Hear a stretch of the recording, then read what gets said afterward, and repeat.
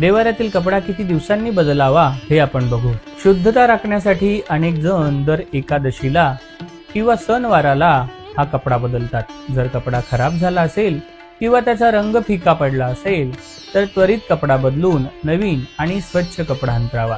देवघरासंबंधी काय टाळावे ते आपण पाहू।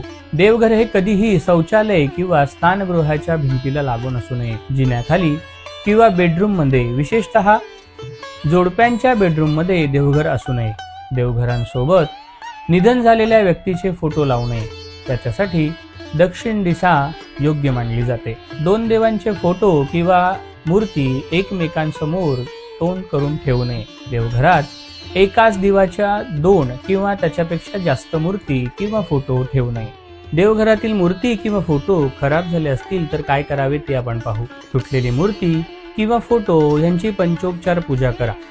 जर तुम्हाला पूजेसंबंधी काय माहिती नसतील तर आपल्या ओळखीच्या गुरुजींना बोलवा, त्यांच्याकडून संकल्प घ्या आणि गुरुजी उपलब्ध नसतील तर आपल्या कुलदेवीचं स्मरण करा, देवांचं सांगणं करा, त्यांची पंचोपचार पूजा करा, त्यांना दहीभाताचा नैवेद्य दाखवा आणि तो दहीभात, ती तुटलेली वस्तू, ती मूर्ती किंवा देवांचे फोटो एकत्र लाल कपड्यामध्ये गुंडाळून ते वाहत्या पाण्यामध्ये किंवा समुद्रामध्ये विसर्जन करा। वस्तू किंवा मूर्ती हे किमती धातूचे असतील तर ते उत्तर पूजा केल्यानंतर तुम्ही रिसायकल करू शकता। आता आपण बघू की देवांच्या मूर्त्या कशा ठेवाव्यात। देवघरात देवांच्या मूर्तींची मांडणी करताना एक विशेष क्रम पाळला जातो। देवघरात मध्यभागी तुमच्या कुलदेवतेचा फोटो किंवा मूर्ती असावी।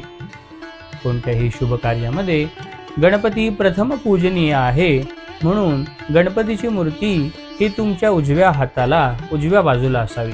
सोप्या शब्दात सांगायचं झालं तर तुमच्या उजवीकडून पहिला गणपती, त्याच्यानंतर डाव्या बाजूला देवीचं स्वरूप म्हणजे अंबाबाई, दुर्गा, लक्ष्मी, त्याच्यानंतर विष्णू, शिव किंवा इतर पुरुष देवता आणि त्याच्यानंतर शेवटी कलश, घंटी, शंख, इतर वस्तू ठेवाव्या।